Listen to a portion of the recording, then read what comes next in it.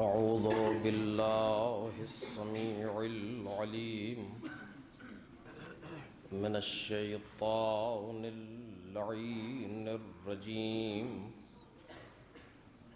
بسم الله الرحمن الرحيم. الحمد لله الذي إليه مصائر الخلق وعواقب الأمر. نحمده على عظيم إحسانه والنير برهانه ونوام فضله وامتنانه.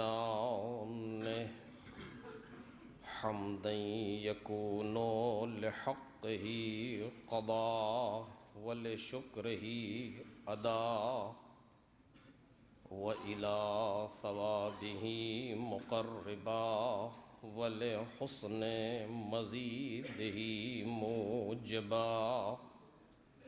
والصلاة والسلام والتحية والإكرام على أمينه وحبيبه وخيرته من خلقه وحافظ سره ومبلغ رسالاته العبد المرتضى والنبي المجتبى والرسول المصطفى أبي القاسم محمد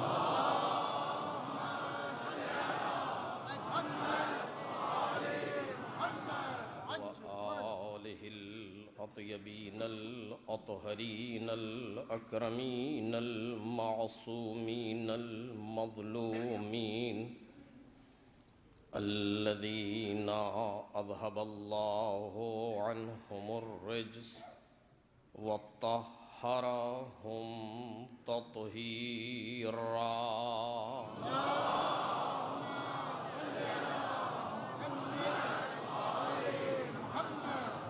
لا سيما ابن الزهراء بقية الله وآيته الكبرى واللعنة الأبدية على أعدائهم أجمعين.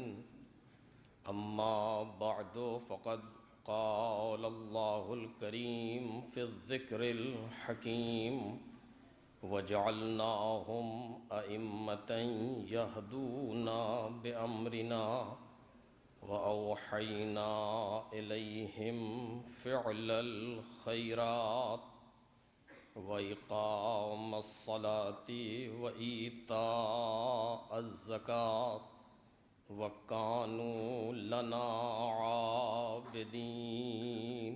اللهم صل على محمد وآل محمد. بزرگان محترم اور برادران عزیز، سورہ مبارک انبیاء کی اس آیہ کریمہ کے سلسلے سے ہماری گفتگو ہو رہی ہے، جس میں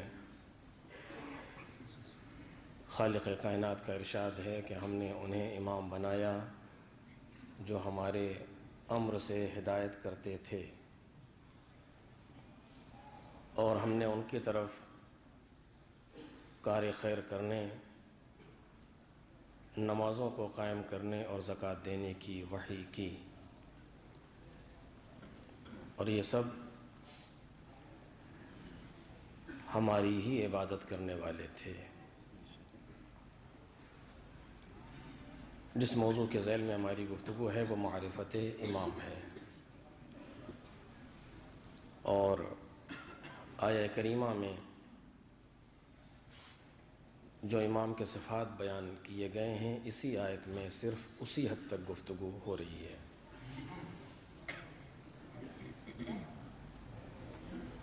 کل کی گفتگو اس منزل پر تھی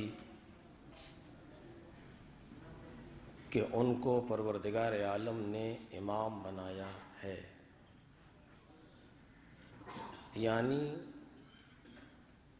وہ کائنات میں سب سے آگے ہیں۔ امام یعنی آگے رہنے والا، لیکن ہم کس حد تک انہیں امام مانتے ہیں، گفتگو اس لفظ پر تھی۔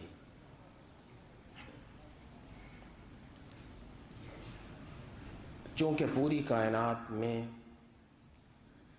کسی مخلوق کو اس بات کا اختیار نہیں ہے کہ جو ان کے تقاضائے امامت کو پورا نہ کرے۔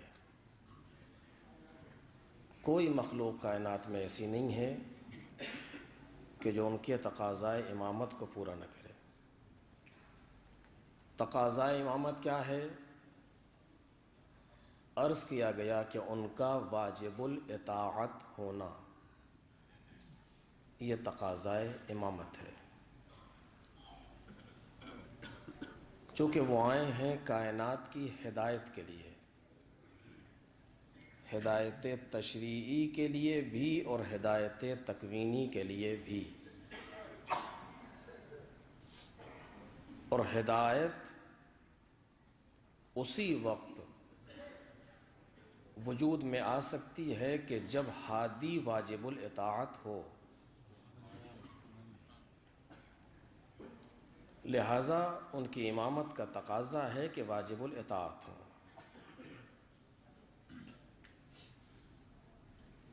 اور اس تقاضائے امامت کو کائنات کی ہر مخلوق پورا کر رہی ہے۔ کوئی مخلوق کائنات میں ایسی نہیں ہے کہ جو ان کے تقاضائے امامت کو پورا نہ کرے، یعنی اختیار نہیں ہے۔ صرف انسان ایسا ہے، یا اسی کی دوسری قسم جن، کہ جہاں پر پروردگار عالم نے اختیار دیا ہے، جناب انسان کو مالک نے اختیار دیا ہے، اور یہ تقاضائے امامت کو پورا کر بھی سکتا ہے اور پورا نہیں بھی کر سکتا ہے۔ اگر یہ چاہے تو ان کو واجب الاطاعت مانے، اگر نہ چاہے تو واجب الاطاعت نہ مانے، یہ اختیار ہے۔ اور اس اختیار میں امام نے اپنے اختیار سے کوئی استفادہ نہیں کیا، ورنہ اگر آپ دیکھیں اگر امام چاہ لے تو کوئی ایسا نہیں ہے جو اس کے حکم کو نہ مانے، اگر چاہ لے۔ لیکن قرار یہ نہیں ہے کہ وہ اپنے اختیار کے ذریعے یا اپنے ارادے کے ذریعے اپنے آپ کو کائنات پر واجب الاطاعت بنائیں، نہیں، یہ قرار نہیں ہے۔ کیوں؟ اگر ایسا ہوگا تو کمال انسانی ظاہر نہیں ہو سکتے، پھر انسان اور پتھر میں کوئی فرق نہیں ہوگا، پھر انسان اور شجر میں کوئی فرق نہیں رہ جائے گا، پھر انسان سورج و چاند کے طریقے سے مجبور ہو جائے گا اور اس میں کوئی فرق نہیں ہوگا اس کے درمیان۔ انسان اسی وقت انسان رہ سکتا ہے جب اس کے پاس اختیار ہو، اور جب تک یہ اختیار اس کے پاس نہیں ہوگا اس وقت تک یہ انسان نہیں ہے۔ انسان یعنی ایسی مخلوق جو کمال کی طرف جا رہی ہو۔ اسی لیے کائنات میں کسی دوسری مخلوق میں کمال نہیں ہے، حتیٰ فرشتوں میں بھی کمال نہیں ہے۔ کمال یعنی تدریجاً آگے بڑھنا، زینہ بزینہ آگے بڑھنا، یہ فرشتے کیا نہیں ہیں۔ جو فرشتہ جو ملک جس مقام پر ہے وہی ہے، اس میں یہ صلاحیت نہیں ہے کہ وہ عبادت کے ذریعے سے، ریاضت کے ذریعے سے، معرفت کے ذریعے سے اپنے آپ کو آگے بڑھا لے، یہ ممکن نہیں ہے۔ جہاں پروردگار عالم نے اسے خلق کر دیا اسی جگہ موجود ہے، نہ کوئی کمی ہوتی ہے نہ کوئی زیادتی ہوتی ہے۔ اور یہ آپ کے سامنے ہے کہ انہوں نے بھی کہا کہ لا علم لنا الا ما علمتنا، ہمارے پاس اس کے علاوہ کوئی علم نہیں ہے جتنا تو نے دے دیا. یعنی جو تو نے دے دیا وہ ہے، اس میں کوئی کمی نہیں ہوگی، لیکن اگر کمی نہیں ہوگی تو پھر زیادتی بھی نہیں ہوگی. لیکن یہ انسان کا کمال ہے کہ جتنا اسے دیا جاتا ہے یا اس میں زیادتی کر سکتا ہے یا اس میں اضافہ کر سکتا ہے. یہ کمال انسانی ہے، اور یہ اسی چیز کا نتیجہ ہے کہ انسان میں اختیار پایا جاتا ہے. دوسری کسی مخلوق میں اختیار نہیں پایا جاتا. اور یہ اپنے اختیار سے چاہے تو اپنے آپ کو آگے لے جائے یا سوء استفادہ کرے اور اپنا نقصان کرے. صرف ایک مخلوق ہے انسان جو امام کے واجب الاطاعت ہونے کو مانے یا نہ مانے. اور میں کہہ چکا کہ یہ امام نے اس اختیار کو چیلنج نہیں کیا انسان کے، ورنہ اگر وہ چاہ لیتے تو کوئی ایسا نہیں تھا کہ جو اطاعت نہ کرتا. اور جہاں پر ضرورت تھی وہاں انہوں نے دکھایا بھی ہے. جناب امام موسیٰ بن جعفر علیہ السلام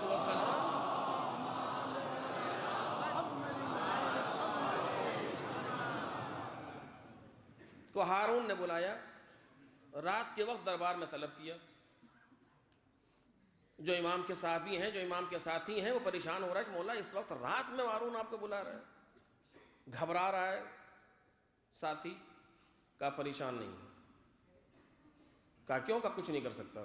کہا رات کا وقت ہے، تنہائی میں ہے. اس نے کہا ہے کہ بہت غصے میں ہے ہارون. کہا دیکھو ایک جملہ پیغمبر نے کہا تھا اور ایک جملہ میں تم سے کہہ رہا ہوں. کہا کیا؟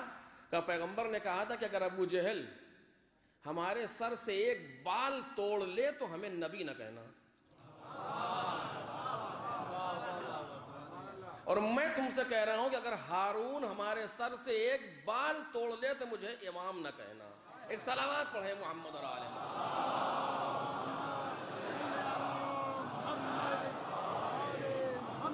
مومنین آپ لوگ سے دستبستہ گزارش کر رہا ہوں، باہر بہت مومنین ہیں، جتنا آپ لوگ سمٹ سکتے ہیں برائے مہربانی سمٹ جائیے. ایک باواز بلند صلوات پڑھتا ہے، جتنا آپ لوگ سمٹ سکتے ہیں برائے مہربانی سمٹ جائیے. آپ لوگ کے درمیان جو بھی جگہ ہے اس کو پلیز برائے مہربانی پر کر لیجیے.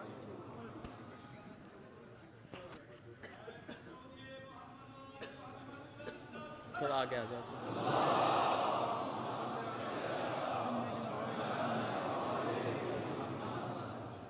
جتنا آگے آ سکتے ہیں پلیز آ جائیے.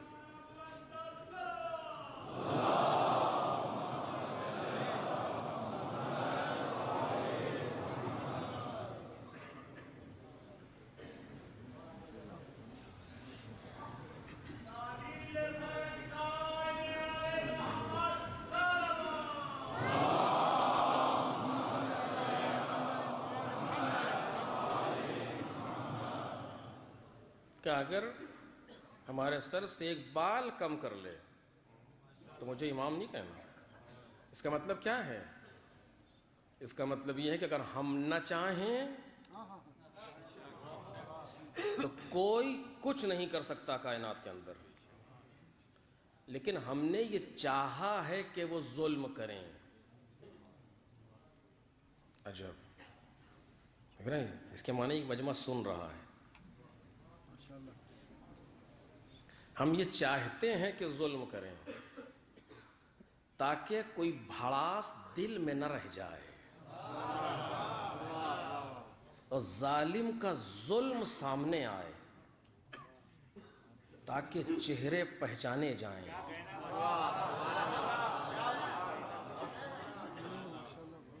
تاکہ معلوم تو ہو کہ کون کیا ہے. میرے عزیزو، یہ بحث طولانی بحث، اس کو چھیڑنا نہیں چاہتا. امام اس کائنات میں ہدایت کے لیے آتا ہے. اور یہ میں نے پہلے بھی کہا تھا کہ ایک دوسری بحث ہے مولائے کائنات سے لے کر کے 11ویں امام تک جو سلسلہ ہمارے سامنے موجود ہے. تاریخ میں ایک مسلسل سیرت ہے مولائے کائنات سے امام عسکری تک.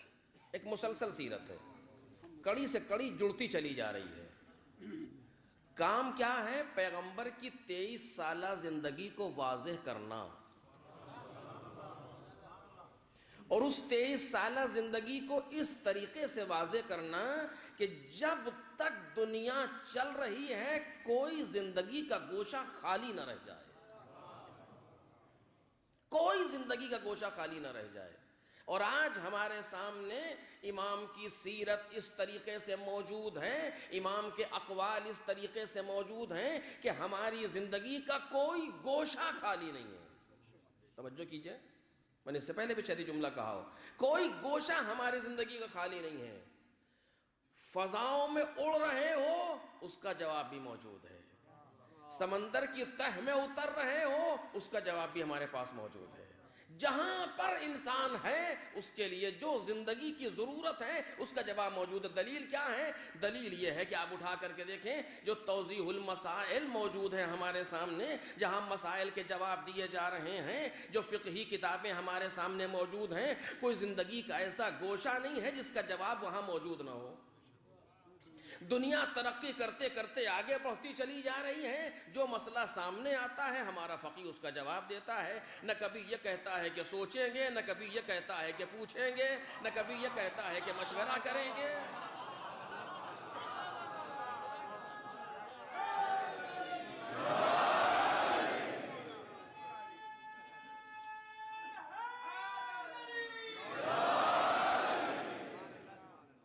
دنیا کی ترقی دن بدن آگے بڑھتی چلی جا رہی ہے، اور اس کے لیے جب ترقی آگے بڑھے گی تو مسائل ایجاد ہوں گے، جب مسائل ایجاد ہوں گے تو حلال و حرام کی ضرورت پڑے گی۔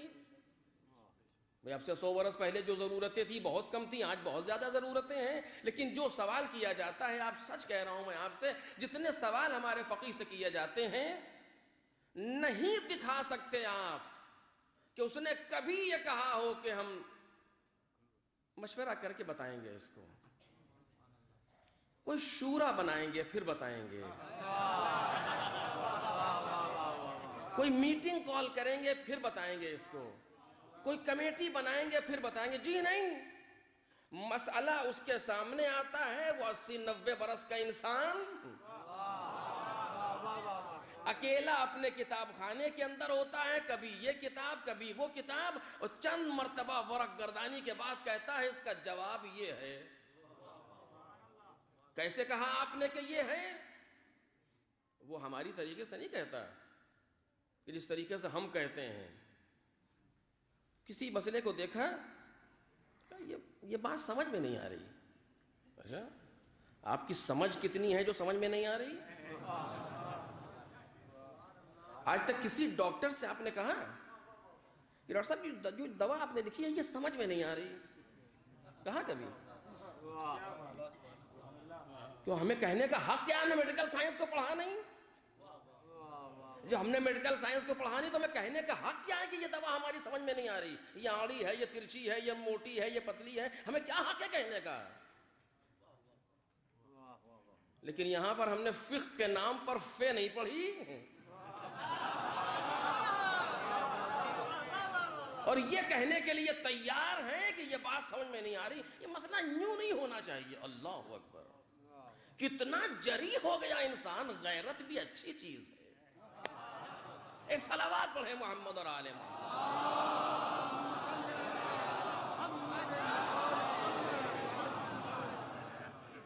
یہ جتنے اعتراض کرنے والے ہیں ایک دن کلاس میں بیٹھ جائیں نام بھول جائیں گے اپنا، ایک دن فقہ کے کلاس میں کہ ہوتا کیا ہے۔ یہ جو توضیح المسائل میں آپ دیکھتے ہیں اس نے لکھا یوں کرنا چاہیے، بلکہ آسانی سے 1.5 لائن کے جواب ہے۔ اس 1.5 لائن کے جواب تک پہنچنے کے لیے کتنے گھنٹے صرف ہوتے ہیں، کتنے علم اس کے پیچھے کام کر رہے ہوتے ہیں، کسی کو نہیں معلوم اس بارے میں۔ آپ نے کوئی مسئلہ پیش کیا، اس فقیہ نے دیکھا، اس کے بعد اس کا جواب یہ ہے، کس دلیل کی روشنی میں جواب یہ ہے کہ فلاں امام کی فلاں حدیث فلاں کتاب میں۔ صرف یہی نہیں، اب یہ موضوع یہ نہیں، ورنہ میں آپ کے سامنے عرض کرتا، فلاں امام کی فلاں حدیث فلاں کتاب میں موجود ہے۔ یہ حدیث اس دلیل سے صحیح ہے کہ اس میں جتنے راوی استعمال ہوئے ہیں سارے کے سارے راوی صحیح السند ہیں، سارے کے سارے راوی معلوم ہیں، سارے کے سارے راوی معتبر ہیں۔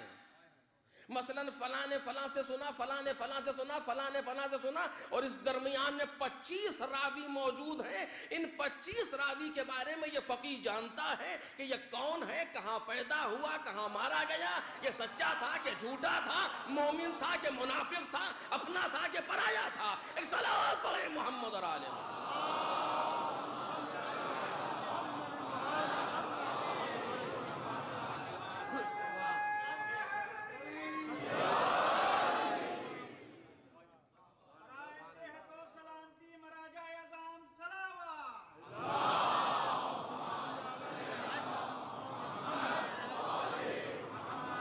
دیکھ رہے ہیں یہ بالکل ظاہری بات آپ کے سامنے کر رہا ہوں، ورنہ مسائل کتنے پیچیدہ ہیں وہ بھول جائیے کہ کیا ہے اس کے اندر.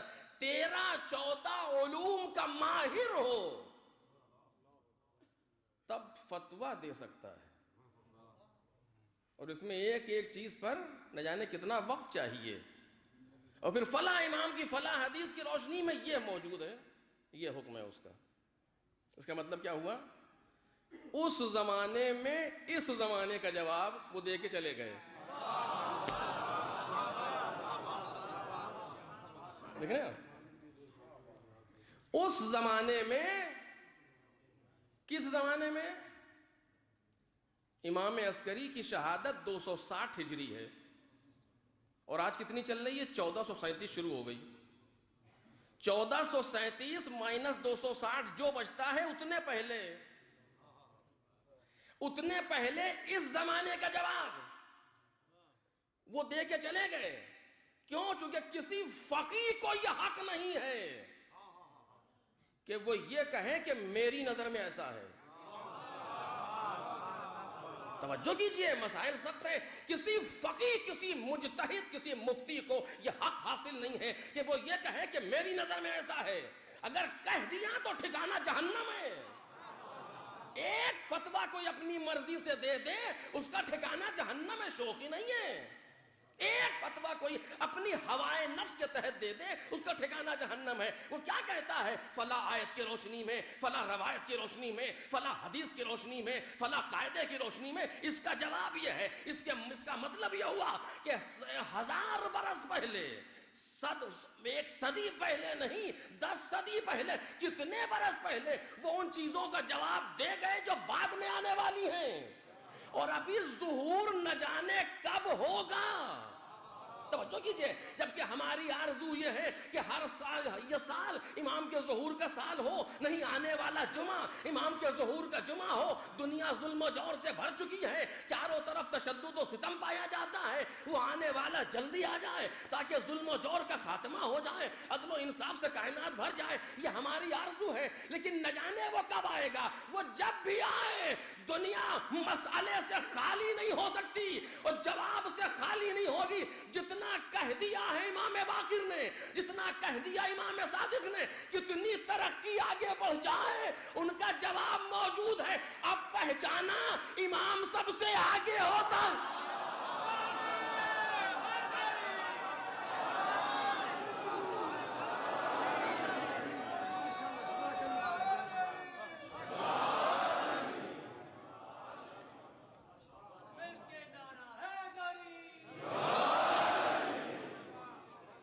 پہچانا آپ نے کہ امام سب سے آگے ہوتا ہے، کائنات سے آگے ہے. 100 برس پہلے کے مسائل دیکھیے اور آج کے قابل قیاس نہیں ہیں.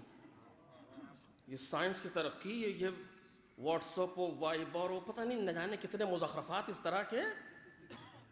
آج ان کا 100 برس پہلے تصور نہیں تھا، سوچنے کی صلاحیت نہیں تھی انسان میں کہ یہ بھی ہو سکتا ہے. اور ہر چیز کا جواب پہلے وہ موجود ہے وہاں سے. یہ حرام ہے، یہ حلال ہے، یہ ہے. کسی فقیہ نے آج تک نہیں کہا کہ ہم دیکھ کے سوچ کے نہیں، اس کے بعد موجود ہے. اتنا وہ دے گئے ہیں 260 ہجری تک. توجہ کیجئے، 260 ہجری تک وہ اتنا دے گئے کہ ہمارے کسی مجتہد اور کسی فقیہ کو نہ ادھر دیکھنے کی ضرورت ہے نہ ادھر دیکھنے کی ضرورت ہے.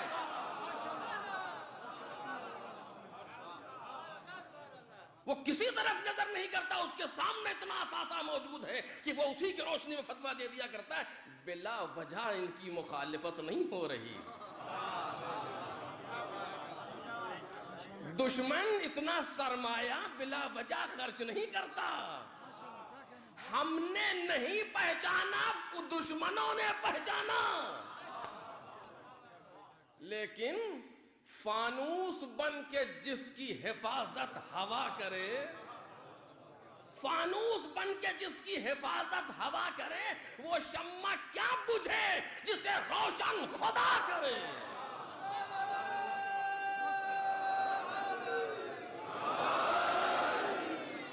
اور اب آپ بات آئی ہے تو سن لیجئے عزیزو کہ جب امام عسکری کی حدیث ہے علیہ الصلوۃ والسلام،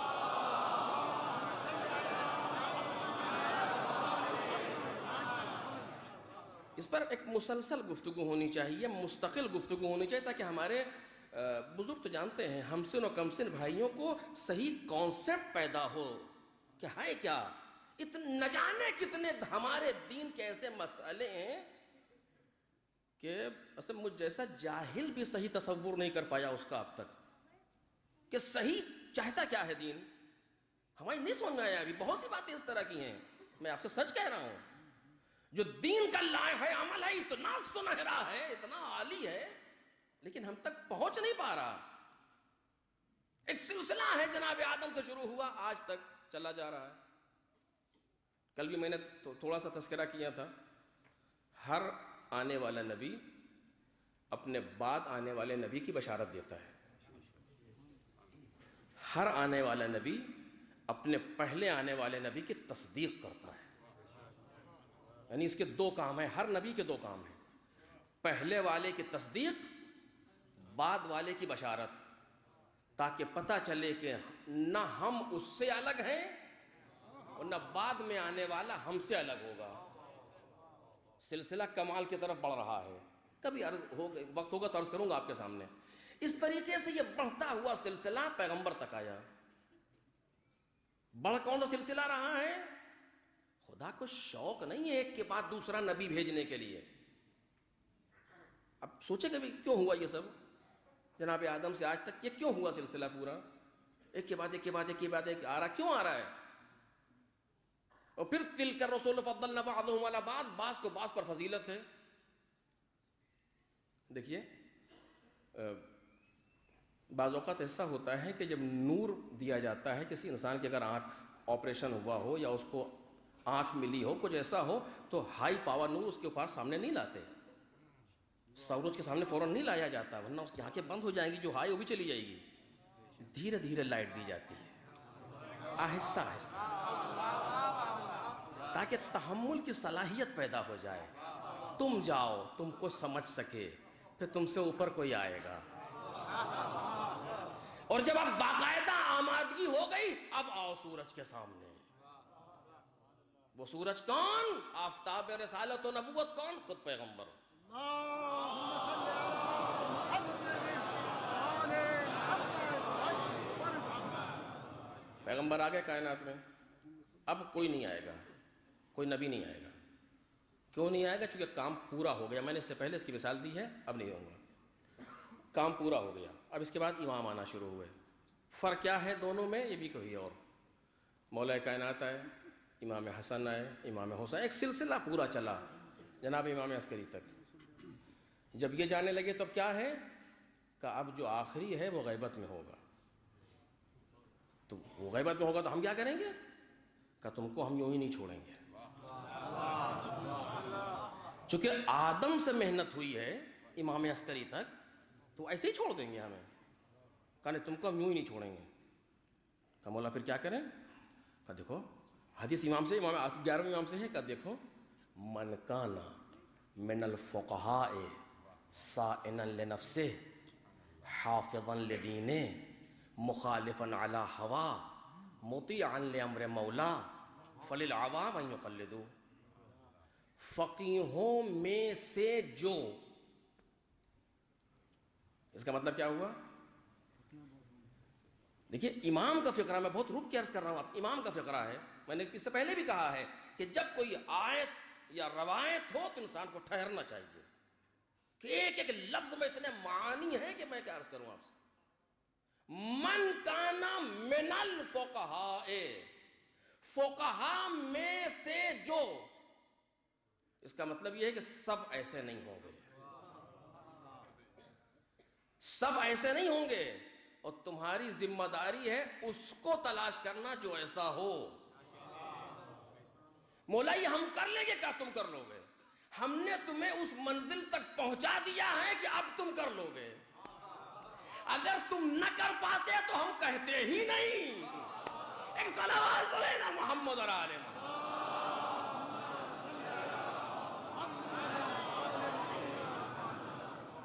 اگر تم اپنے ہوائے نفس کو کنارے رکھو گے تو یہ کر لو گے، یہ کر لو گے. من کان من الفقہاء صائنا لنفسہ، فقیہوں میں سے جو، پہلی شرط صائنا لنفسہ، اپنے نفس کی حفاظت کرنے والا، حافظا لدین، دین کا محافظ، مخالفا علی ہوا، ہوائے نفسانی کے خلاف عمل کرنے والا، مطیعا لامر مولا، اپنے مولا کے امر کا مطیع. یہ 4 صفات اس حدیث میں آئے، باقی صفات دوسری احادیث میں، کہ جس میں یہ صفت پائی جائے تو عوام کے لیے یعنی مجھ جیسے انسان کے لیے ضروری ہے کہ اس کی تقلید کرے. کون کہہ رہا ہے؟ امام عسکری. کیوں کہہ رہے ہیں؟ اس لیے کہ ان کے بعد امام ظاہر نہیں ہے. جب امام ظاہر نہیں ہے تم کو بے نکیل نہیں چھوڑیں گے، تم کو لاوارث نہیں چھوڑیں گے، ہم تمہیں سرپرست دے کے جائیں گے. جو جملہ کہنا چاہتے میرے سے توجہ کیجئے گا، تم کو سرپرست دے کے جائیں گے. مولا یہ سرپرست کب تک کے لیے؟ کہ جب تک میرا بیٹا نہ آ جائے. جس جملے کے لیے زحمت دی ہے ضائع نہ ہو عزیزو، جب تک میرا بیٹا نہ آ جائے، جب تک میرا بیٹا نہ آ جائے. تمہاری ذمہ داری ہے کہ ایسے فقیہوں کی تقلید کرتے رہنا، ایسے فقیہوں کا اتباع کرتے رہنا، ان کی بات پر عمل کرتے رہنا. اس کا مطلب یہ ہے کہ جب تک امام نہ آئیں گے یہ سلسلہ فقاہت باقی رہے گا،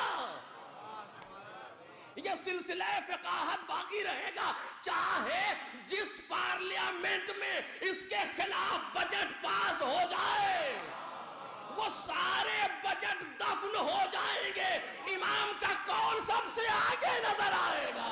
ایک سلام پڑھیں.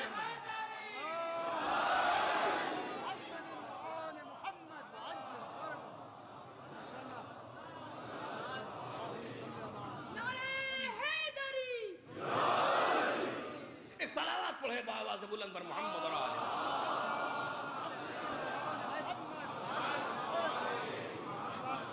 لفظ امام کے ضمن میں آپ کے سامنے عرض کر رہا تھا کہ امام آگے ہے. اس کا مطلب یہ ہے کہ چاہے کچھ کر لے دنیا، اوپر آئے نیچے جائے فرق نہیں پڑتا. اگر انہوں نے کہہ دیا کہ تمہیں تقلید کرنی ہے تو کوئی ایسا چاہیے جس کی تقلید ہو سکے. اگر دنیا خالی ہو گئی تو امام کا قول پھر امام نہ رہ گیا، امام کا قول آگے نہ رہ گیا. یہ ہمارا انداز ہے. ہم نے کہا وہاں بس ملتی ہے چلے جائیے، آپ نے کہا بس ہے ہی نہیں. کیوں؟ چونکہ ہم کو وہاں کے بارے میں پتہ ہی نہیں. اچھا ہاں 10 بسیں تھی چلی گئی، اب کل جائیں گی. یہ ہم کر سکتے ہیں، لیکن اگر امام کہہ رہا ہے یہ کرو، وہ سب کچھ دیکھ کے کہہ رہا ہے کہ کائنات میں کیا ہوگا، کتنے خبیث اٹھیں گے، کتنی مخالفت کریں گے، کتنا سرمایہ خرچ ہوگا، کیا کیا کیا جائے گا. کہ تم اس سے نہ گھبرانا، اگر ہم نے کہہ دیا کہ رہے گا تو رہے گا.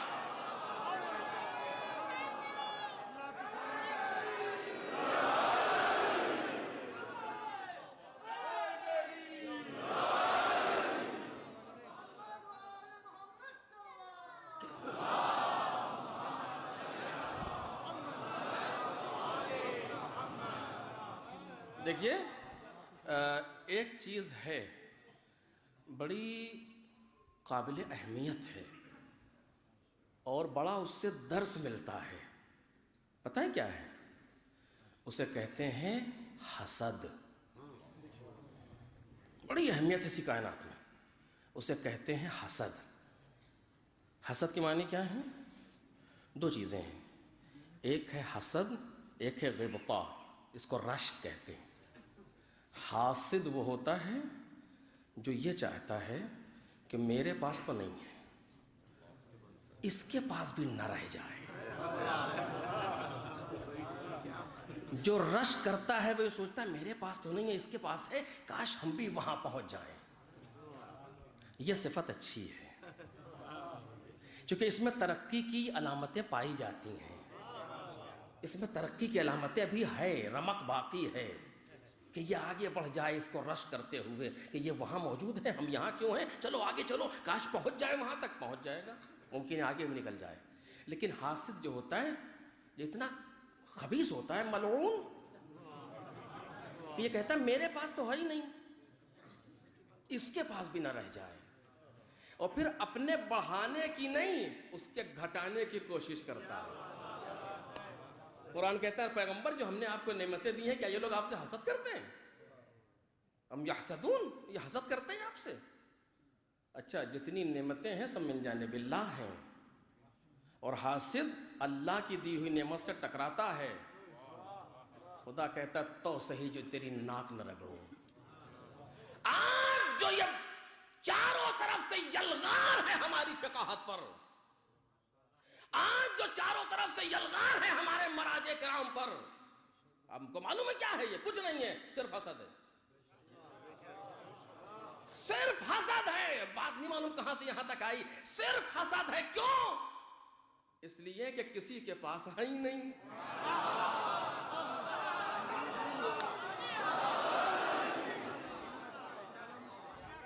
ایک صلوات پڑھیں بآواز بلند پر محمد اور آلہ محمد.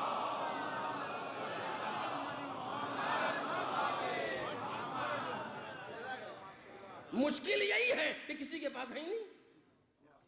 اب جب نہیں ہے اپنے پاس تو دوسروں کے دیکھے بھی نہیں جا رہے. رشک اس لیے نہیں ہے کہ مایوسی ہے.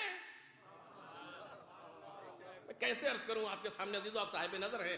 رشک اس لیے نہیں ہے کہ مایوسی ہے. مایوسی کیوں ہے؟ اگر تخت ہوتا تو چھین لیتے، اگر تاج ہوتا تو چھین لیتے، اگر حکومت ہوتی تو لے لیتے، اگر کوئی عہدہ ہوتا تو لے لیتے. یہ مسئلہ ہے علم کا.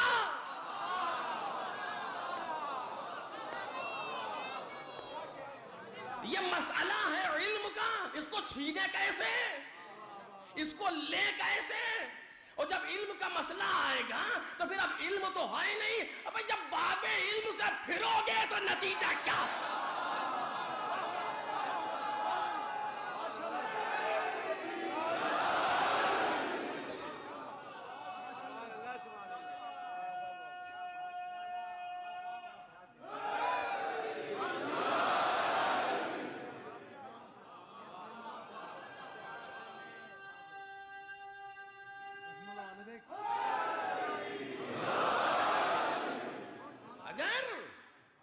کوئی در علم سے پھرا تو پھر علم کہاں، پھر علم کہاں، پھر کچھ نہیں، پھر تو قسمت میں سوائے ہلاکت کے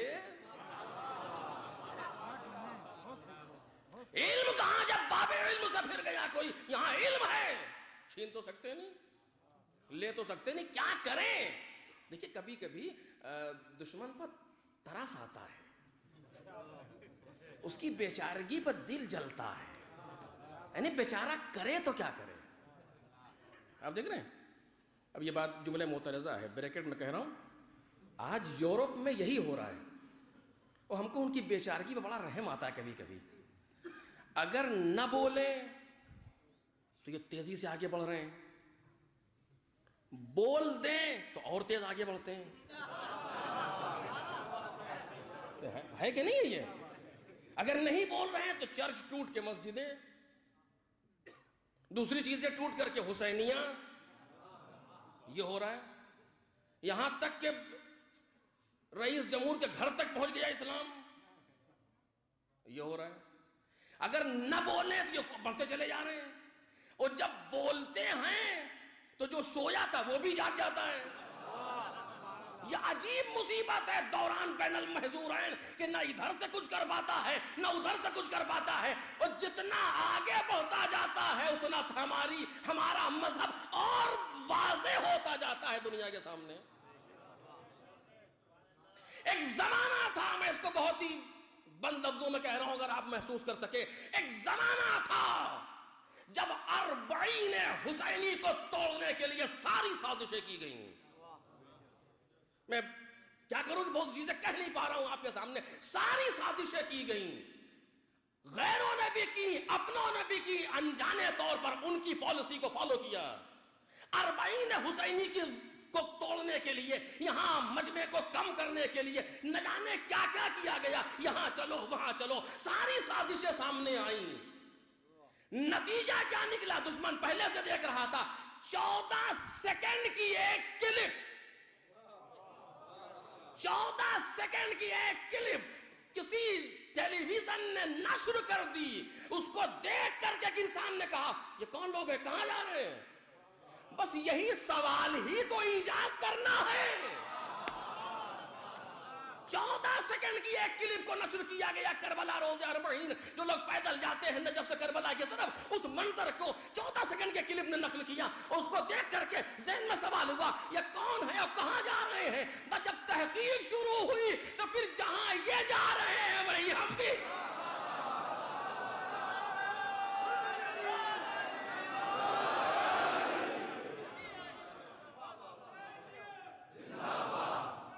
وہ بھی امام عسکری کی ایک حدیث تھی. اللہم صلی علی محمد.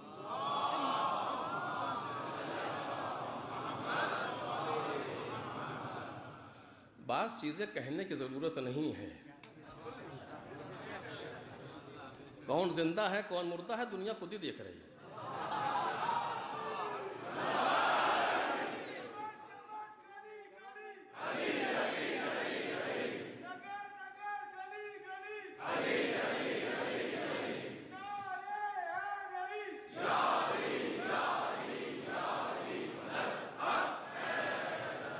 دیکھیے، اگر ایک لکیر دیوار پر کھینچی ہو اور لوگ کہیں بہت بڑی لکیر کھینچی ہوئی ہے اور آپ سے کہیں سے چھوٹی کیجئے لیکن اس کو چھوئیے گا نہیں، کیا کریں گے؟ کہا اس کے برابر میں اس سے بڑی لکیر کھینچ دیجئے، وہ خود بخود چھوٹی ہو جائے گی. اگر آپ نے اس کو مٹایا تو جس نے کھینچی ہے وہ اپوز کرے گا، نام سامنے آئے گا، مشکل پیدا ہوگی، اس کا نام آئے گا. اگر آپ نے اس نے بڑی لکیر کھینچ دی، کچھ بڑی لکیر خود بخود ختم ہو جائے گی. آج نہ جانے کتنے دشمن اسی لیے زندہ ہیں، ہم زندہ رکھے ہوئے ہیں. اگر ہم نے صرف دشمنوں کو ہٹا کر کے صرف اہل بیت کا ذکر کیا ہوتا، آپ یقین جانیں کائنات میں دوسرا نام نہیں ہوتا.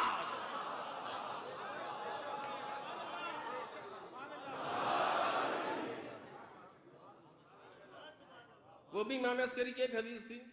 کیا؟ علامات المومن خمس، مومن کی 5 علامتیں، نشانیاں ہیں. کون کون سی؟ صلاۃ 41 51 51 رکعت نماز. مجھ جیسا انسان یہیں سے بستر باندھے کنارے ہٹا. پہلی علامت صلاۃ 51 51 رکعت نماز روزانہ 24 گھنٹے میں.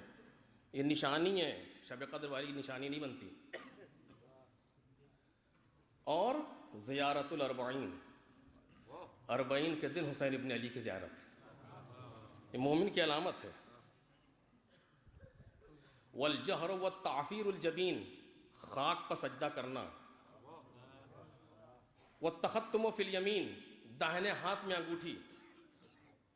والجہر بسم اللہ الرحمن الرحیم، بسم اللہ الرحمن الرحیم کو آواز سے کہنا. یہ مومن کی علامت ہے. ایک حدیث توجہ کیجئے، ایک حدیث آج کیا اثر کر گئی؟ ابھی 40 آنے دیجئے. ایک حدیث کیا اثر کر گئی؟ ابھی 40 آئے گا، آپ دیکھ لیں گے کتنا مجمع. بہت کہا جاتا تھا ذرا بڑا مجمع ہوتا ہے اور یہ مشکلات ہوتی ہیں حج پر، وہ مشکلات ہوتی ہیں. کربلا نے دکھا دیا بہت چھوٹے ہو. ابھی ایک صلوات پڑھیں محمد علیہ.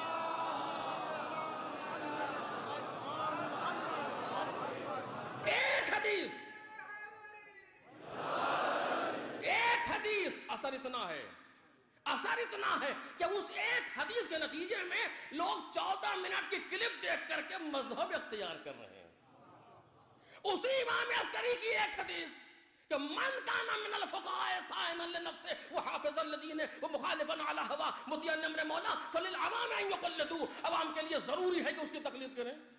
اس کے معنی یہ ہے جب امام نے کہہ دیا تو رہے گا، چونکہ امام آگے ہے، کائنات پیچھے ہے، اپنی ساری ترقیاں، اپنے سارے علوم، اپنا سب کچھ لیے ہوئے پیچھے ہے، امام سب سے آگے ہے۔ جب وہ کہہ رہا ہے یوں تو ہوگا، دنیا چاہے جتنا حسد کرتی رہے، وہ اپنے پاس تو ہے نہیں، ان کے پاس بھی نہ رہ جائے، لیکن نہ رہ جائے کیسے؟ تم لاکھ صرف کرتے رہو، تم لاکھ کوششیں کرتے رہو، امام عسکری کا جملہ ان کی حفاظت کرتا رہے گا۔ جب اس نے کہہ دیا کہ ہوں گے تو رہیں گے، ایک صلوات پڑھ دے محمد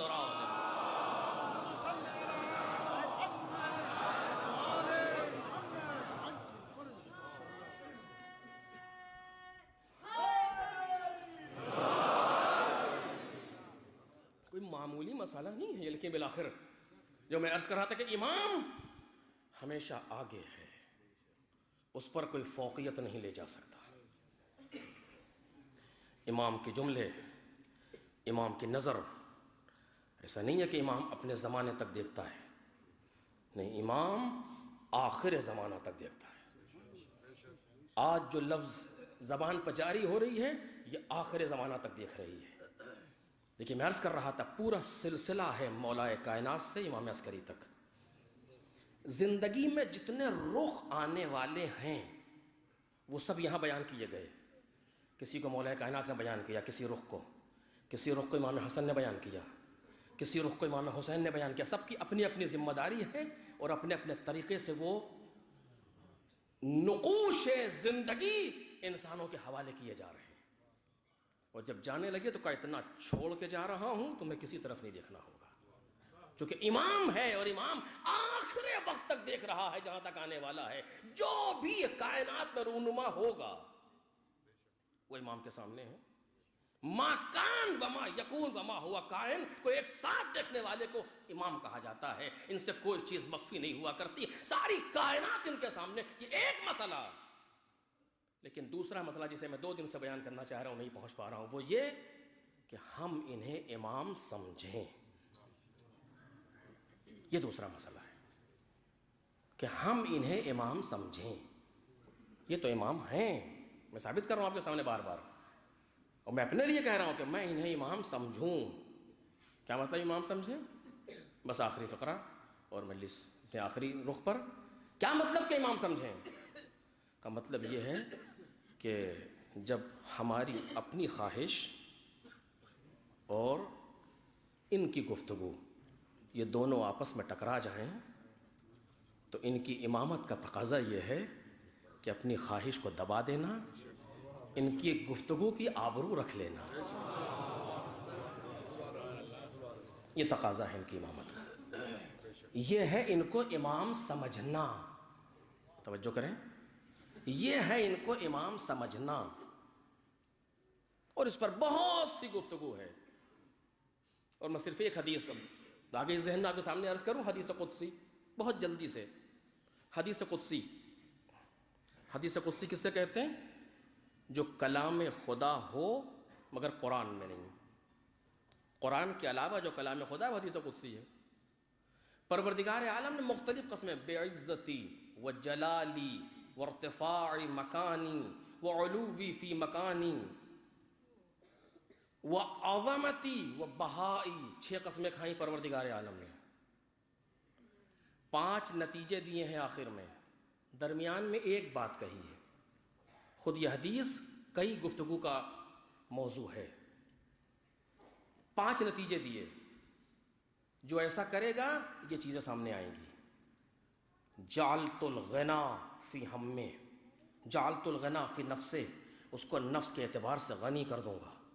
وہ ہمہ فی آخرتے، اس کا ہم و غم آخرت قرار دوں گا۔ وہ کففت علیہ ضیعتہ، اس کی معیشت زندگی کی کفایت کروں گا۔ وہ ضمنت السماوات والارض رزقہ، زمین اور آسمان کو اس کے رزق کا ضامن قرار دوں گا۔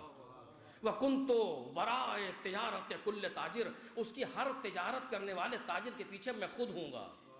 کون کہہ رہا ہے؟ خدا 6 قسمیں کھا رہا ہے، بعزتی وجلالی وعلوی فی مکانی وعظمتی وبہائی، مجھے اپنے عزت و جلال کی قسم، اپنے بلند مقام کی قسم، اپنی عظمت کی قسم، اپنی آبرو کی قسم. 6 قسمیں کھا کر کے 5 نتیجے دیے، ایک بات کہی. وہ بات کیا ہے؟ کچھ نہیں، آسان سی چیز، اپنی مرضی پر ہماری مرضی کو مقدم کر دو. صرف اتنی سی بات. یعنی اب ہم اتنا بھی نہیں کر سکتے. جبکہ اگر وہ قسمیں نہ کھاتا، وہ نتائج نہ سامنے لاتا، تب بھی یہی کرنا چاہیے تھا. حیا کا تقاضا یہ ہے، جو ماں کے پیٹ سے لے کر کے آج تک پال رہا ہے، اتنی تو حیا ہم میں ہونی چاہیے کہ اس کی بات کو اپنی بات پر مقدم کر دیں. اگر کوئی ہمارے اوپر احسان کرنے والا انسان سامنے آ جائے، اس نے کہا وہاں چلے جاؤ، ہم نے کہا جی بالکل ٹھیک ہے، میں جانا تو وہاں چاہ رہا، لیکن اب آپ کہہ رہے ہیں تو وہیں جاؤں گا. ہوتا ہے کہ نہیں؟ باحیا انسان کرتا ہے نہیں کرتا اس طریقے سے؟ قدرت ماں کے پیٹ سے پال رہی ہے آج تک، کہتی ہے یہ کرو، اب اپنا دل تو نہیں چاہتا. امام کا قول یعنی خدا کا قول، بغیر کسی تکلف کے. جو امام کہہ رہے ہیں یعنی پروردگار کہہ رہا ہے، چونکہ یہ ما تشاؤون الا ان یشاء اللہ کے مالک ہیں. کچھ چاہتے ہی نہیں ہیں مگر وہی جو خدا چاہتا ہے. فاطمہ، تمہاری رضا سے خدا راضی ہوتا ہے، تمہاری ناراضگی سے خدا ناراض ہوتا ہے. ما ینطق عن الہوی ان هو الا وحی یوحی، یہ گفتگو ہی نہیں کرتے مگر جو وحی ہوتی ہے وہی کہتے ہیں. یہ وہ خاندان ہے، اور اب ہمیں اس فرش پر بیٹھ کے یہی طے کرنا ہے. فرزند رسول پورا سال کبھی آپ کی مانی، کبھی اپنی مانی، کبھی آپ کی مانی، کبھی نہیں مانی، یہی کرتے چلے آئے. آپ کا لطف ہے، کرم ہے کہ آپ نے یہاں تک پھر پہنچا دیا. فرزند رسول پھر عہد کرنے آئے ہیں. یہ محرم نہیں، تجدید عہد ہے کہ ہمیں وہ طاقت عطا فرمائیں، ہمیں وہ قوت عطا فرمائیں کہ ہم صرف آپ کی مانیں، صرف آپ کی مانیں. سچ کہہ رہا ہوں آپ سے عزیز، آپ جا کر کے تاریخ کو اس جہت سے دیکھیے. میں اپنے بچوں سے کہہ رہا ہوں، بزرگ مجھ سے بہتر جانتے ہیں، تاریخ کو اس جہت سے دیکھیں. پوری تاریخ نہیں، صرف 8 دن کی تاریخ پڑھیے، 2 محرم سے 10 محرم تک کی تاریخ پڑھیے. اگر اس کے علاوہ کوئی دوسرا جملہ نکال دیجیے گا تو غلامی کروں گا. کیا ہے؟ صرف اتنا ہے، اصحاب حسینی، حسین کی مان رہے ہیں، اپنی نہیں. یہی کربلا ہے. کربلا یہ سکھا رہی ہے ہمیں. ایک درس بھی اگر کربلا سے ہم لینے کافی ہے. کربلا کا مطلب حسین کی ماننا ہے، اپنی نہیں. یہ کربلا میں ہے کہ نہیں ہے؟ اگر نہیں ہو تو آپ مجھے بتائیں. ابھی تلوار سے خط کھینچا ہے، اگر ایک ادھر آ گئے تو سر ایسے برسیں گے جیسے پتے برستے ہیں. جناب زینب کہتی ہے لیکن بھیا، مولا کی بھیا کی مرضی یہی ہے کہ خیمے ہٹا لو. آپ دکھا دیجئے ایک بھی جملہ کہاں ہو. کچھ نہیں، جا کے خود خیمے کھول لیں. کیا ہے یہ؟ اسی چیز نے تو عباس کو عباس بنا دیا. یہ کربلا ہے، مذاق نہیں ہے. کربلا جان دینے کا نام نہیں ہے، کربلا نفس کو قربان کرنے کا نام ہے. کربلا میں انصار حسینی نے جان بعد میں دی ہے، اپنے نفس کو پہلے قربان کیا. آج وہ انسان کربلائی ہو ہی نہیں سکتا تمام معنی کے اعتبار سے حقیقتاً جو اپنے نفس کو امام حسین کے نام پر قربان کرنا نہ جانتا ہو. بہت بڑا درس ہے کربلا سے ہمارے لیے. آپ سے نہیں کہہ رہا ہوں، اپنے آپ سے کہہ رہا ہوں. مجھے کہنے کا حق نہیں ہے، لیکن بات صحیح ہے. کربلا سکھا رہی ہے یہ. یہ کرنا ہے، ٹھیک ہے، جس سے جو جملہ امام حسین نے کہہ دیا، آپ دکھائیے ذرا پلٹ کچھ اور کہا نہیں، کچھ نہیں، بس سب کی نظر اس بات پر ہے کہ میرا مولا کیا چاہ رہا ہے، اتنا سا جاننا، دوسرا مقصد ہی نہیں ہے کربلا میں آنے والے ساتھیوں کا، کچھ نہیں، یہ کیا چاہتے ہیں،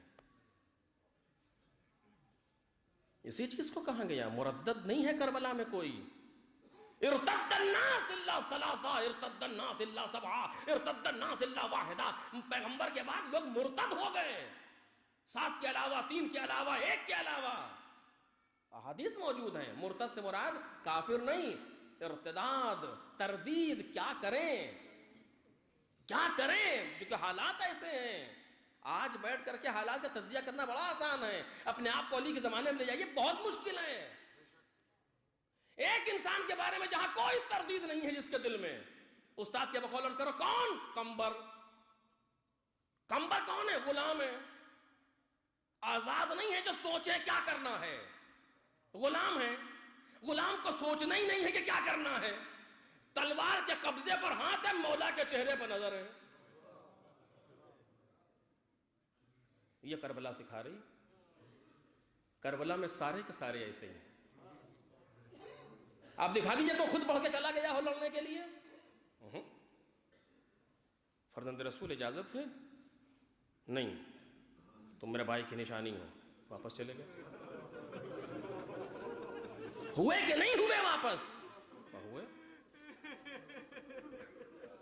دکھا رہے ہیں کیا ہے یہ کربلا سے ہمیں اور آپ کو سیکھنا ہے، میرے جوانوں، میرے بچوں، میرے بزرگوں، میری ماں بہنوں، ہمیں کربلا سے یہ سیکھنا ہے، حسین کی مرضی کو، یہ مطلب اس کا یہ نہیں ہے کہنے والا ایسا ہے، نہیں، میں آپ سب سے بدتر ہوں، مگر بات حقیقت یہی ہے، کوئی بھی ہو، اگر میں ایسا کروں گا میں اپنی زندگی سنواروں گا، آپ ایسا کریں گے اپنی زندگی سنواریں گے، درس یہی ہے کربلا کا، یہ امام ہے یعنی آگے ہیں، ایک لفظ امام میں کتنی چیزیں پوشیدہ ہیں، یہ امام ہے یعنی آگے ہیں، آگے ہیں یعنی کیا؟ ان کی مرضی پہلے ہے، ہماری مرضی بعد میں، ارے ہماری مرضی بعد میں ہے ہی نہیں، ہماری مرضی ہی نہیں ہے،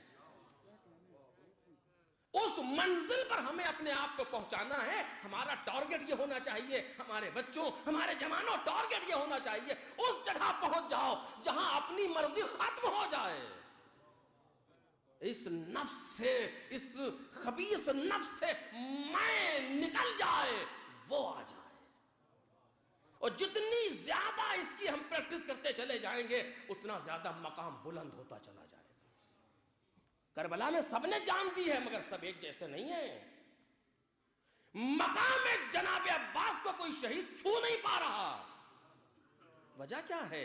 عباس اس منزل پر بہت آگے ہے کہ عباس کی زندگی میں بچا ہی نہیں، وہاں صرف آقا آیا ہے، بس ختم ہو گئی گفتگو، شب عاشور آئی، امام کہتے ہیں عباس اگر ان لوگوں کو ایک رات کے لیے منصرف کر سکتے ہو تو کرو، آج جنگ نہ ہو، انہیں منصرف کرو، ایک رات کا موقع مل جائے، واللہ یعلم، خدا جانتا ہے، انی لأحب الصلاۃ وتلاوت القرآن، کہ میں نماز کو دوست رکھتا ہوں، نماز سے محبت کرتا ہوں اور تلاوت قرآن سے محبت کرتا ہوں، رات تمام ہوئی، جنگ نہیں ہوئی 9 کو، صبح عاشور سے پہلے ابھی حسین مصلے سے تعقیبات پڑھ کے اٹھنے نہ پائے تھے کہ تیروں نے استقبال کیا، اصحاب حسینی نے صفیں لگا دی اپنی، خبردار کوئی تیر خیمے تک نہ پہنچ جائے، مولا کا آدھے سے زیادہ لشکر مارا گیا،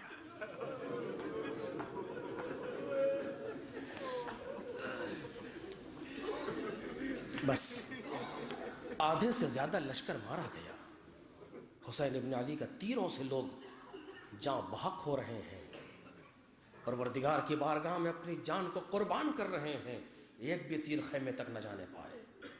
न क्या मुँह दिखाएंगे पैगंबर का क़यामत में। पैगाम दिया गया, हम खुद लड़ने के लिए आ रहे हैं। एक एक करके जाने लगा, एक एक करके जाने लगा। क्या तरतीब है जंग की। 70-72 लोग, उसमें आधे से ज्यादा लश्कर हमरे मगरूबा में मारा गया। और उस वक्त से लेकर के ज़ोहर तक अभी हुसैन के असहाब मौजूद हैं। मैंने कल अर्ज किया था, नमाज ज़ोहर का वक्त आया, बस मजलिस तमाम हो गई।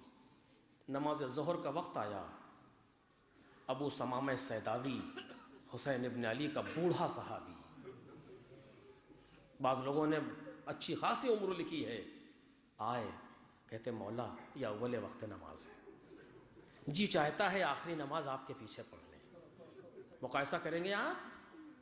मौलाए कायनात जंग में कहते मेरा मुसल्ला बिछा दिया जाए। पूछने वाला पूछता ये अली, ये मैदान जंग है या नमाज का मौका है? कहते हम इसी के लिए तो जंग कर रहे हैं। और यहाँ खुद आता है आने वाला, कहता मौला आखिरी बार नमाज आपके पीछे पढ़ लें। अल्लाह अल्लाह, देख रहे हैं आप ख्वाहिश। ऐसा नहीं है कि इमाम को अव्वल वक्त नमाज का पता नहीं है, नाउज़ुबिल्लाह। आने वाला थोड़ा जल्दी आया है। इमाम सेकंड के 1000वें हिस्से तक भी अव्वल वक्त नमाज को पहचानते हैं। आने वाला पहले आया। तारीख के जुमले हैं मक्तल के ये। जब उसने ये बात कही, इमाम ने सर झुकाया, कुछ देर तक खामोश रहे। उसके बाद दुआ दी, क़द ज़करत सलात, तुमने नमाज को याद रखा, जअलकल्लाहु मिनल मुसल्लीन, खुदा तुम्हें नमाज गुजारों में शुमार करे, करार दे। फिर कहा हाँ यह अव्वल वक्त नमाज है, यानी इतना पहले आया था आने वाला। हाँ यह अव्वल वक्त नमाज है। हबीब इनसे कहो जंग रोक दे, इतनी देर के लिए कि हम नमाज पढ़ लें। अल्लाह, फर्जंदे रसूल, नमाज। और जवाब जो मिला वो काबिल बयान नहीं है मिंबर से। हबीब मैदान जंग में गए, हुसैन इब्न अली ने नमाज के सफ़े लगाए, खड़े हुए हुसैन नमाज के लिए। आवाज़ दी, सईद मेरे सामने आओ।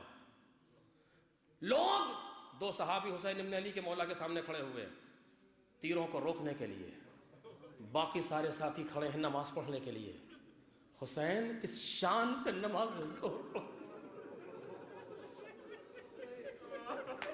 3 दिन का भूखा, 3 दिन का प्यासा, अजीज मुर्दा, लाशें उठाए हुए, खाके घर में करबला पर साथियों ने तयम्मुम किया, नमाज के लिए खड़े हुए। फर्जंद रसूल ने नमाज ज़ोहर शुरू की। अल्लाहु अकबर, तीरों ने इस्तेमाल किया, तीर आगे बढ़ना शुरू हुए और हुसैन इब्न अली के 2 जाबाज सामने आए, एक ज़ुहैर है और एक सईद है। आखिरी फिक्र पढ़ रहा हूं, एक ज़ुहैर है एक सईद है, दोनों सामने मौजूद हैं। ज़ुहैर ने बास तीरों को ढाल से रोक दिया, बास को तलवार से काट दिया, बास बदन बढ़ाए, लेकिन सईद तय कर चुके हैं आज सारे तीरों को सीने पर। आज सारे तीरों, अल्लाह रे कुर्बानी का जज्बा, अल्लाह रे हुसैन से मोहब्बत। ऐ तीरों, अगर तुमने मौला को हदफ बनाया है, जब तक मैं खड़ा हूं नहीं जा सकते। मेरा सीना छलनी हो जाए, लेकिन फर्जंदे रसूल पर आज नहीं आए।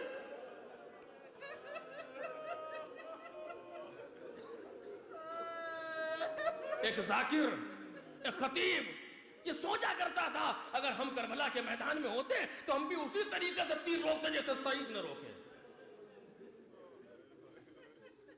ये ख्याल है दिल में। एक रात ख्वाब में देखा करबला का मैदान गर्म है, हुसैन इब्न अली मौजूद हैं, नमाज पढ़ना चाहते हैं। इनसे कहा कि मेरे सामने आओ। ये आगे बढ़े तीरों को रोकने के लिए, झूठ नहीं कह रहा था, तीरों को रोकने के लिए आगे बढ़ा। हुसैन ने नमाज शुरू की। मौला ने जब तीर करीब आया, ये तीर की सनसनाहट देखी, खौफ तारी हुआ, हट गया। वो तीर जाके मौला के लगा। ये हमारे और आपके लिए दर्स है अजीजों। अगर हमने अपनी मर्जी को पामाल न किया तो हम भी ये कर सकते हैं। दोबारा तीर आया, आपकी सोचा जरूर रोक लेंगे, लेकिन फिर तीर के करीब आते ही खौफ तारी हुआ, अचानक हटे, फिर तीर मौला के लगा। 3 तीर मौला के लग गए। ادھر نماز تمام کی گھوم کے دیکھا، کہا بھائی تو کہتا تھا کہ روک لے گا، پیروں بگر بڑا مولا یہ میرے بس کی بات نہیں ہے، مجھے معاف کر دے۔ کہ معاف تو کر دوں گا لیکن ایک شرط پر، کہ وہ کیا؟ کہ آج کے بعد سے میرے اصحاب سے مقابلے کی فکر نہیں۔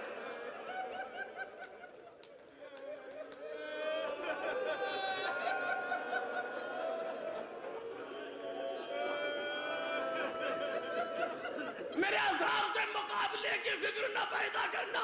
سعید سامنے کھڑے ہیں، حسین ابن علی کے طرف تیر آ رہے، ایک بھی تیر مولا کے نہ لگ سکا، سارے تیروں کو روک لیا۔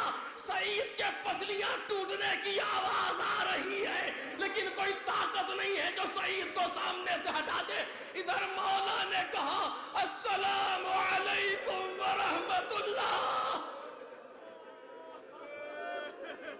ادھر سعید تورا کے زمین پر گرے، تورا کے زمین پر گرے۔ اب تو دیکھا گیا 17 تیر سعید کے سینے میں بے وس تھے۔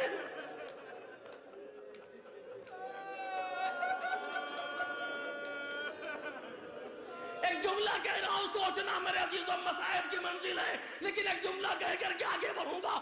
سعید گھوڑے سے سعید زمین پر گرے، امام حسین قریب آئے، سعید کا سر اپنے زانوں پر لے لیا۔ فرزند رسول نے کیا کہا سعید نے؟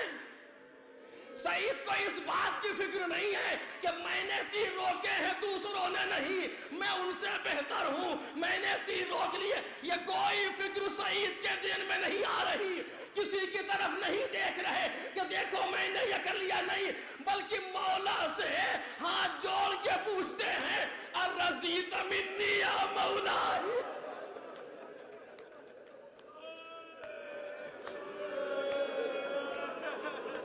ہاتھ جوڑ کے پوچھتے ہیں الرضیت منی یا مولا، اے میرے مولا کیا آپ ہم سے راضی ہو گئے؟ اے سعید اتنی بڑی قربانی کے بعد بھی رضا کی تمنا ہے تو اپنی کسی قربانی کو بڑا نہ سمجھ لینا، حسین بہت بڑا ہے، اگر قبول کر لے تو شکر کرنا۔ آؤ ہر مجلس کے بعد پوچھے اے کربلا میں سونے والے راضی ہو گئے، ہر نوحے کے بعد پوچھے اے فرزند رسول کیا راضی ہوئے، ہر ماتم کے بعد پوچھے اے فرزند رسول کیا راضی ہوئے۔ مولا نے کہا سعید میں بھی راضی، میرا پروردگار بھی راضی، تم ہم سے آگے آگے جنت میں جا رہے ہو۔ مقتل خاموش ہو گیا۔ ایک جملہ کہوں گا، اے سعید تم نے نماز ظہر تو پڑھوا دی، ایک بھی تیر نہ لگا، ارے عصر کا ہنگام،